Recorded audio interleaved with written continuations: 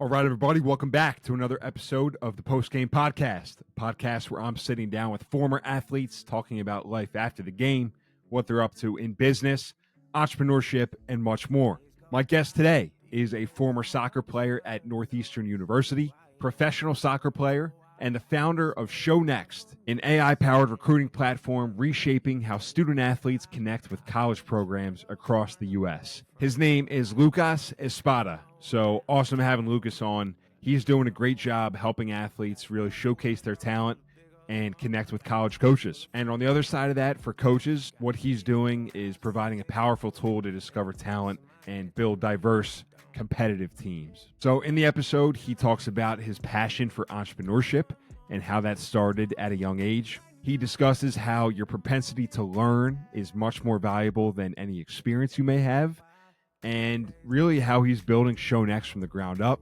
He's literally going around to college campuses, knocking on doors, showing up at fields, sometimes getting turned away, but sometimes he's convincing coaches to have a conversation with him, and is really just out there working hard. So, Lucas, thanks again, man, for coming on. Really appreciate you sharing the story and how you're building this thing from the ground up. So I appreciate you tuning in as well, and I hope you enjoyed this episode with Lucas Espada. All right, brother, we're live. Got Lucas Espada here. Thanks for coming on, man. It's been great to connect with you just in person over the last few months, I guess, just through the SBL community. And I feel like I'm talking a lot about those guys because some people that I've had on recently are really who I've met in person. So it's kind of invaluable just making those connections. So yeah, man, I appreciate you coming on and just excited to share what you're up to. Absolutely. Thanks so much for having me, man. Definitely, man. So why don't we just start, because I feel like this is it lays the background of what you're up to now, a little bit of your soccer career. So you went to Northeastern, and then did you have an injury that kind of derailed that path? Like, I'd love just for you to share a little bit of that. Yeah, so I played every sport growing up, but ultimately the one I decided to pursue as much as I could was soccer. In my senior year, I was getting recruited to a few schools. My dream school that I was getting recruited to was actually Harvard. In my senior year of high school, I broke my ankle, and that recruitment opportunity went out the window, and so did every other option I had because I had stopped talking to other schools because I thought I was going there. I broke my ankle senior year, didn't get into Harvard, and ended up at Northeastern, which was one of the best things that ever happened to me in my life. But Northeastern's a school in Boston, also has a Division I soccer program, and yeah, broke my ankle senior year. So I came into my freshman year at Northeastern and thought that I was done with my soccer career. In fact, I tried out for our club team my freshman year, coming off my broken ankle, and I got cut from our club team. So that was just like a huge wake up call to me, being like, man, am I really done here? So that kind of started me making highlight videos for people, which is probably you can find online. There's that article, A Broken Ankle Might Make Him Rich. I started making highlight videos for kids because that was what I thought would be a good idea to get them recruited into college. But I guess sidetracking from that, my soccer journey, come COVID 2020, the world shut down. I was without any physical goal. I was working out, I was running now that I was back in full health, but I felt like it was kind of pointless. Why was I training? What was I training for? And that was in my third year at Northeastern. We're typically a 5-year school. So that whole kind of loss of purpose really made me realize that I need to work for something again. I need to give myself a goal to achieve within something I love doing, and something I love doing has always been soccer. So October 2020, I decided I'm going to make it my mission to, by the time I graduate, make our men's Division I team, the dream that I never got to fulfill. So in my fourth year, came back to campus, eventually became the team manager of the men's Division I team. And then finally, in my fifth year of undergrad, that's when I walked on to our team as a full member of the varsity team, which was a kind of like a Rudy moment, like dream come true, but kind of at the end of the road there. But knew I wanted to keep playing, keep chasing the dream. So I found my way overseas to start my professional career. I've started in the 5th division of Finland back in 2023. Then I moved up to the 4th division of Finland in 2024. And most recently at the beginning of this year, in 2025, I played in the third division of the Czech Republic. And all of that, whether it's walking on or then going to Europe professionally without an agent, has fueled what is now becoming ShowNxt, which is the idea that there's talent out there. You just have to work hard enough to find it. And sometimes that talent gets overlooked, which was a big story of mine. So that's kind of my soccer journey to date so far. Gotcha. Cool, man. Well, Northeastern is a great school, so I'm sure you met a lot of great people up there and made some great connections. So are you still playing right now? Like, are you still playing professionally? How's that work? So great question. So without an agent, it's a difficult place to navigate. So my season ended in June in the Czech Republic. We're now in September, and between June and September, I've been looking for my next team. So yes, still playing, still actively looking at the moment, not with the team, but still chasing the dream. Got it. All right. Maybe there's some agent out there that comes across this and can help you get picked up or something. But that's great, man. So you like I was reading one of those articles that just kind of talked about your passion for entrepreneurship and kind of what does that mean to you? Maybe just entrepreneurship, because I was just thinking about it. Like that word gets used a lot, right? I mean, yeah, anybody can be an entrepreneur, but like what does that mean to you, and what's the significance of it? Maybe.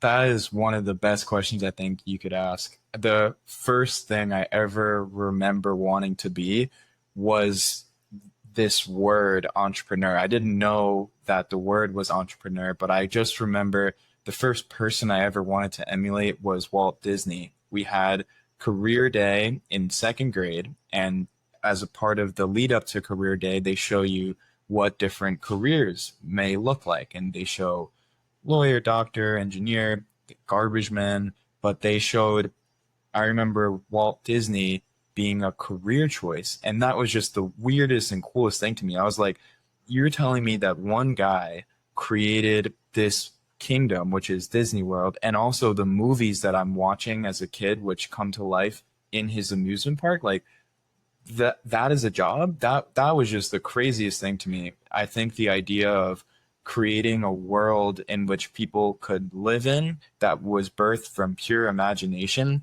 and then making that his job, that just didn't seem real to me. So I was like, if there's anything I ever want to be in the world, I want to be like Walt Disney, and whatever he's called, that's what I want to be. And it just so happened that word was an entrepreneur. But to me, entrepreneur is about creating a world or creating a way of living that makes people and encourages them to chase their dreams, and at the same time allows you to do that with yourself. And so that's the way I've always viewed entrepreneurship. It's building your wildest imaginations into a world that allows other people to experience those. And that's the first thing I ever wanted to be. That's, as I think about entrepreneurship now, everything that I want to achieve, it's how do we create a world in which my dreams allow other people to achieve their dreams. And so that's what really excites me about entrepreneurship, the creation part of it and bringing that into the world. That's awesome. Yeah, that's a great way to put it. I've never really heard anybody describe it like that. But yeah, it's bringing people along with you, right? Because if you're an entrepreneur and you're just doing it by yourself and not really impacting anything, like what's the point really? So that's great, man. And I want to talk to you about ShowNxt and just what you're doing, and maybe even some of the trials and tribulations, because it's not easy, right? Like I see you posting on LinkedIn, and you're knocking on doors. You're putting yourself out there for people. So maybe just if you could talk about ShowNxt and like what problem you're solving there first, and then we'll get into some of the experiences that have come from that. That'd be awesome.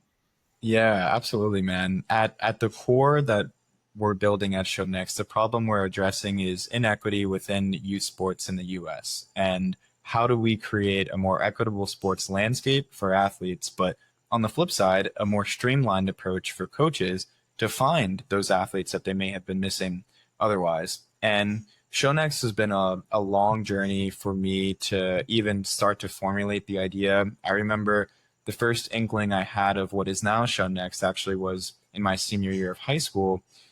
Some girl asked me to make her a highlight video for field hockey. And I thought, great. I've always wanted to be an entrepreneur. This is my foray into my first business. I'm going to be a freelance videographer creator. And then throughout university, I was making highlight videos for people. But what was a really big turning point for me in my undergrad was there was this woman who paid me to make a highlight video for her daughter. It was a soccer highlight video. And I remember getting the film for her daughter, and this woman paid me a good amount of money. I remember getting the film for her daughter, seeing the film, and thinking, this is one of the worst soccer players I've ever seen in my life. But because this woman is paying me a lot of money, I'm going to make her look great, and she'll probably get looked at by some schools that she has no business talking to. And the only reason that she's getting that is because her mother has the resources to pay me tons of money. And that just felt so wrong to me. I was like, there are kids who are worlds above the talent that this girl has right here, and they're just not getting that opportunity because they don't have the resources to do it. So that happened in my undergrad, and that kind of started the inkling of there needs to be some way that we can create a more equitable access for athletes who don't have those resources. And that's kind of where the first idea of it started. I studied business, but I also studied graphic design in school. So that gave me the ability to start playing with what an idea like this would look like in practicality. I met my co-founder, Zach, who ran track at Northeastern. We met in our undergrad and then just stayed in touch. Once I graduated, before graduating, we started to toy with what would ShowNxt look like. But then I graduated, I went overseas to play in Europe. And then Zach and I just stayed in touch. And then about a little over a year ago now is when we rekindled our relationship. And it was actually Zach who came to me and said, hey man, like this idea of ShowNxt that we were talking about in undergrad, like we need to do it. It's eating at me every single day, the fact that we're not doing it, and we just need to bring it to life. And for me at the time, and now I was pursuing my playing career, but I said, listen, Zach, like if you're okay with me chasing my dream while we build this other dream out, then let's do it. And it's been a long journey to finally say, this is what we're going to do. This is how we're going to solve the problem that exists. But now that we're fully up and running, it's been really exciting to tackle this head on. Awesome, man. Yeah. So would love to hear you talk about bringing it to life then, because right, a lot of people have ideas. A lot of ideas just go, what do they say? They go to the graveyard with people because it's tough to act on. It's tough to bring something basically from 0 to 1. So would love just to hear like maybe your perspective on that. How do you bring that idea to life? Like, where did you start? What kind of conversations were you having? I know you're still in the middle of it, but yeah, would love just to hear you talk about that a little bit. Yeah, that's a really great question, because I remember thinking about the 0 to 1 and looking for very tangible advice on how to do it. And it was really tough to find. I think that people always talk about hypotheticals and like the grit, the grind, just keep going. Okay, great. But what are the actual steps that you need to take to start something? And so I'll try to say that succinctly. I think that I'm a non-technical founder. So meaning that I don't know how to code anything. I don't know how to code a website, an app, but like any person, I can draw a square on a piece of paper and I can draw a circle within that square, meaning that I can, in rudimentary shapes, illustrate the idea that I am thinking about. And it took me a long time to realize that that was the first step. I thought that being a non-technical co-founder, my first step was go find a person who can code it.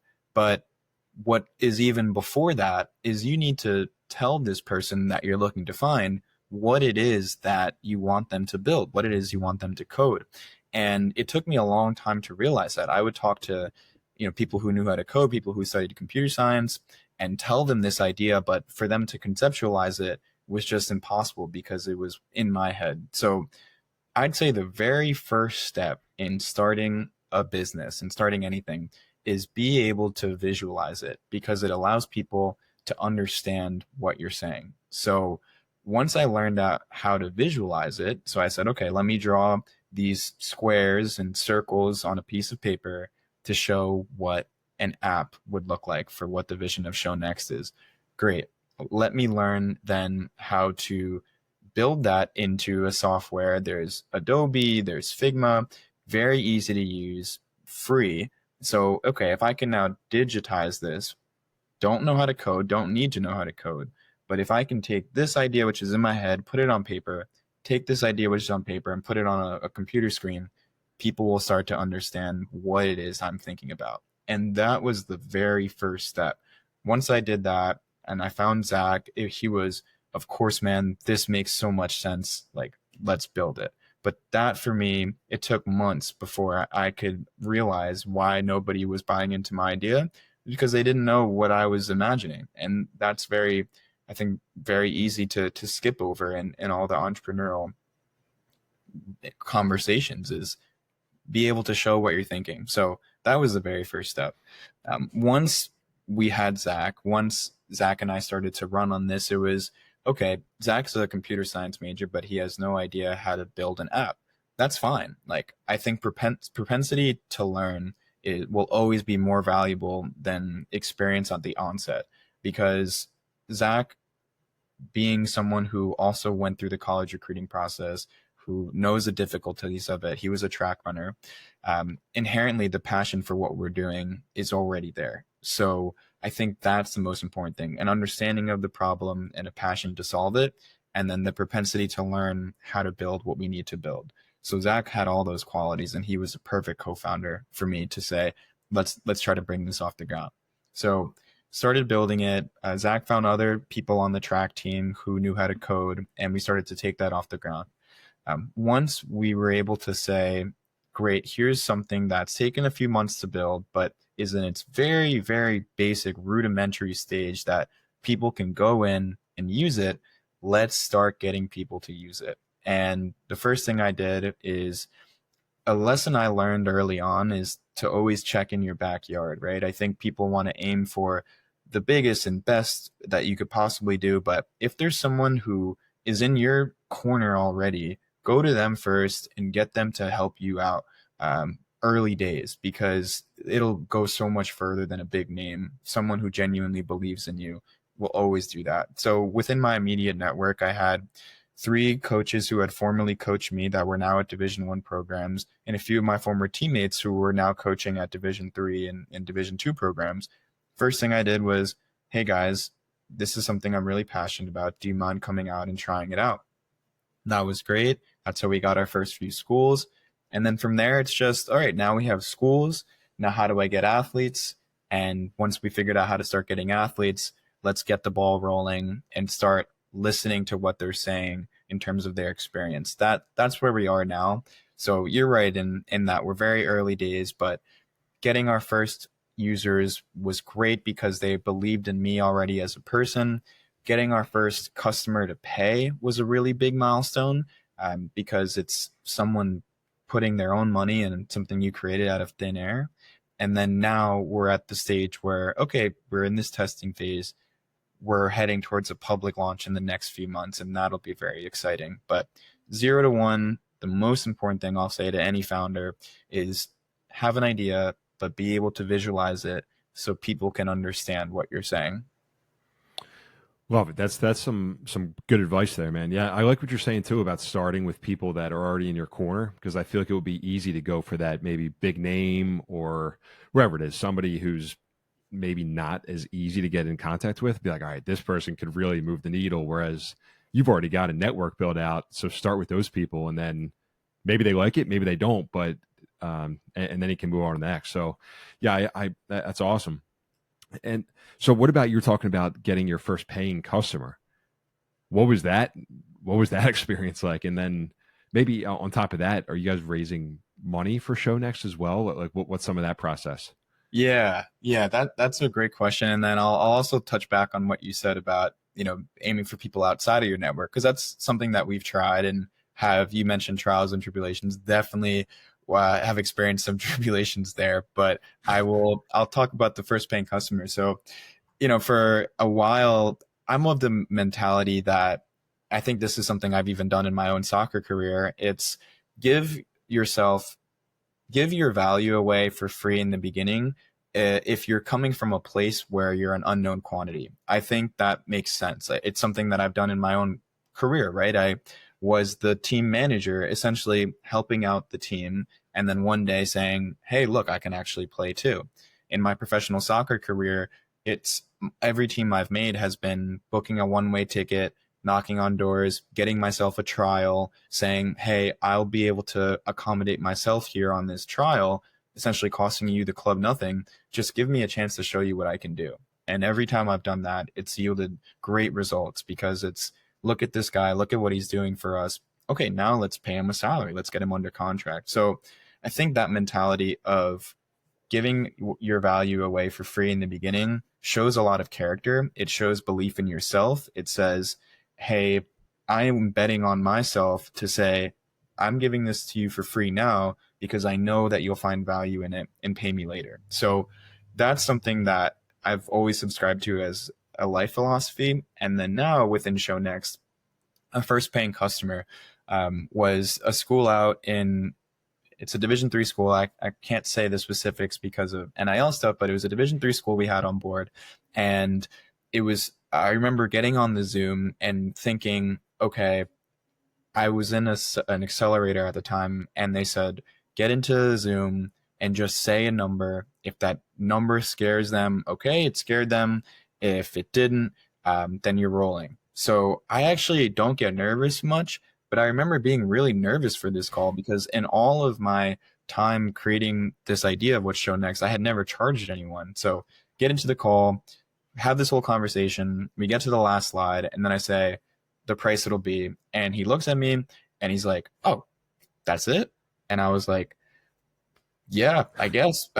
And then he was like, okay, great. I'll just send you my card information and pay. Like, it can be more if you want it can be more if you want. So that was a great, I think, just moment that needed to happen, because in the subsequent calls, we've since upped our price over 10 times from the original price point that we had. And I think it was just a matter of, again, words of advice, literally that, just throw a number out there, and based on their reaction, that's what will allow you to change your pricing down the road. So I think that especially early days, even if you get laughed out of a room, which I have many a time, it doesn't matter. Like you get out there, you learn something, whether it's good, bad, or anything in between, you take that learning and you move on. So yeah, getting over that hump of just saying the number, having the coach agree to that number, and then there and after continuing to work with that, push it up, and see where people start to have a pushback on that has been really exciting. But yeah, that was our first paying customer. You mentioned, like, I mentioned the whole go in your backyard thing. We also have, and you mentioned my LinkedIn, I've now done road trips up and down the East Coast, getting schools on board by literally showing up on their doorstep, uninvited, being welcomed in, but also being kicked out at sometimes. And it's all about just the same thing. Like, what's the worst that can happen if someone says no? All right, you've driven, you gave it your all. They said no, but you learned why they said no, and you keep going. I could talk about that for days, but yeah. Pricing is just try it and then learn from whatever they react. Gotcha. Yeah, man.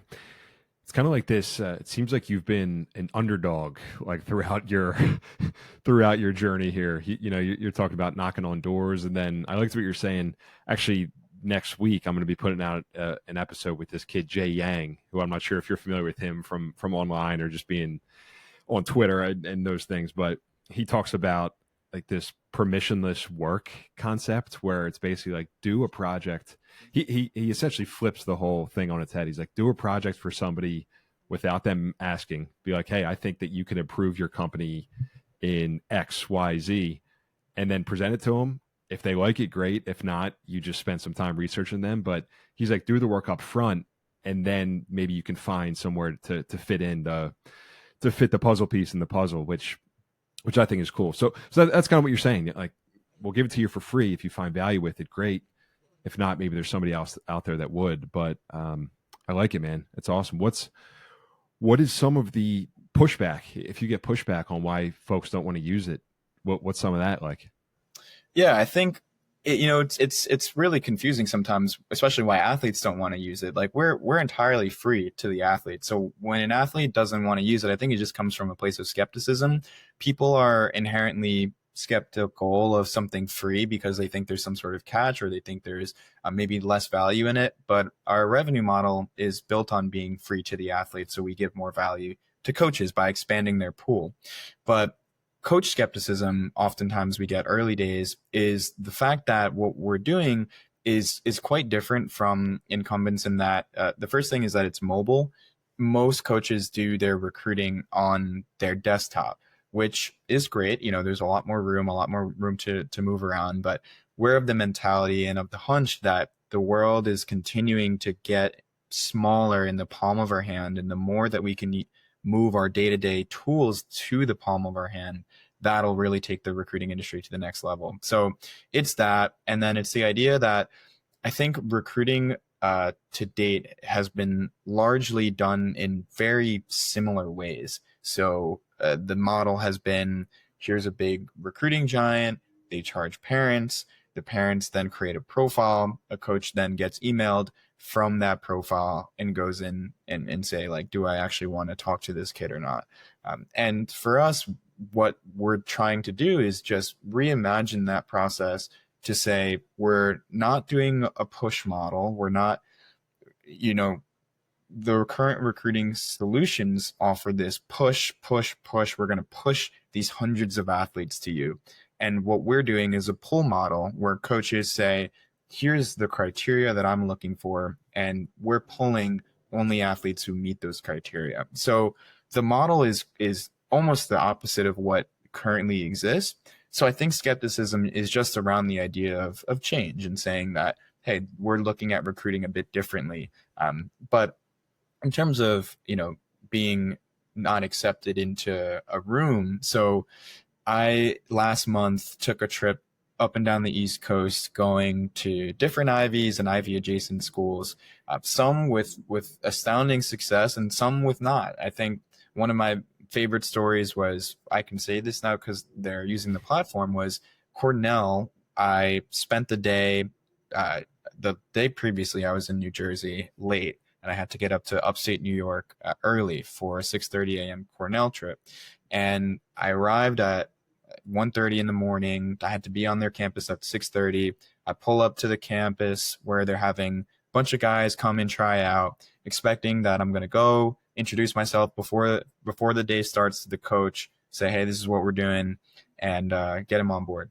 But naturally, having driven that long, I get to the camp and I fall asleep in my car and just miss the entire day of recruiting. And I'm like, all right, there goes, the entire reason why I drove through the night. I've just fallen asleep and missed that opportunity. But ended up going in after everything was said and done to the coach, introduced myself. I was dressed up as a scout because, again, I was uninvited. So I was just dressed up as a scout on one of the sidelines, acting like I'm there to be part of this tryout, and met with some confusion, like, hey man, who are you? Da-da-da. Give my quick pitch. And immediately, the whole coaching staff looked at me and was like, you mean you came up here to the middle of upstate New York, uninvited, and we're just hoping for a 30-second conversation, this conversation right now, and that's why you're here? And I was like, yep, absolutely. And you can see in that moment that all of them just kind of met me with this confused respect look of like, who are you? What kind of person does that for a 2-minute conversation? But it was because of the idea of showing up, having refined the pitch, saying what we're doing, and just getting them on board with the idea of respect, that we were able to set up an onboarding meeting the following week after. That came from learnings, though. 2 days prior, I had gone to Princeton, tried to do the same thing, but I approached them and I kind of came off as a solicitor, like a sales guy trying to pitch them some next recruiting platform. And they were very turned off by that. So I think it's all about, and, I wasted that trip, right? I didn't get them on board. But ultimately, the failing that I had there in the way that I presented myself and the way that I approached the coach is what allowed me to successfully approach Cornell in the following days and say, this is what we're doing. This is why I think it would be beneficial to you. So yeah, you're going to get no's, but it's the no's that'll eventually shape the yeses a few days later. There you go, man. That's a that's a pretty cool story, and that's all part of the, as we kind of open up with, like the entrepreneurship journey, right? Like you're not gonna figure out if somebody doesn't want to use it by sitting in your bedroom and maybe making a phone call. It's like if you're getting out there, and whether or not you look like you're a scout on the sideline, like is this Penn or Harvard trying to steal our plays here? Yeah. That's how you're getting out there. So I respect it, man. I respect the grind for sure. So Lucas, this is great, man. I just appreciate you sharing some of the little nuggets here. Yeah, just about, like we said, entrepreneurship, and then growing a company, starting to make money from the company as well. So what's next for you guys? Like what's on the horizon? What's to be expected? Yeah, great question. It's September now. By the end of this year, we're looking to make our first expansion into our next sport. So that's very exciting. We're just in men's soccer right now. By the end of this year, we're looking to make our foray into the next sport. Still not going to say which sport that is, but we're very excited about that because it's something that we've been starting to build in the background and take our learnings from soccer and start to apply it into the next activity here. So that's what's on the horizon for us. You asked if we're raising money. We're always interested in having conversations, but where we're really focused on right now is just taking everything we can, investing it back into growing what we currently have, which is our user base and which are getting coaches on board. So yeah, that's what's most recently on the horizon for us. And I'm very excited to keep changing the game here. Awesome, brother. Well, keep at it, man. That's awesome. Yeah, I'll see you in person, I'm sure, in a few weeks at one of these events. Absolutely. But yeah, I just appreciate you coming on and taking the time for this. It's cool to hear what you're doing, and maybe just give a quick plug to where people can find you, ShowNxt, if they want to learn more. Yeah, absolutely. So my name's Lucas Espada, Lucas Espada. You can find me on LinkedIn. ShowNxt is ShowNxt. We're at ShowNxt on LinkedIn as well as Instagram. So that's where we're posting everything. And every day you alluded to, every day on LinkedIn is I'm sharing something about this journey here. And I think that's what's led me to meet so many incredible people. It's ultimately by indirect way, it's what led me to meet you. So I think media is an amazing tool that we can use every day, and it takes 5 to 10 minutes to put something out, and you never know where that's going to take you. Definitely, man. Awesome. Well, I want to take a page out of your book and get more active on there. It's mostly Instagram, but I know that there's some great connections to be had on LinkedIn if you're approaching it the right way, like you are. So good deal, man. All right, Good. Lucas. Thanks. Really, I appreciate it, man. yeah, appreciate Absolutely. this.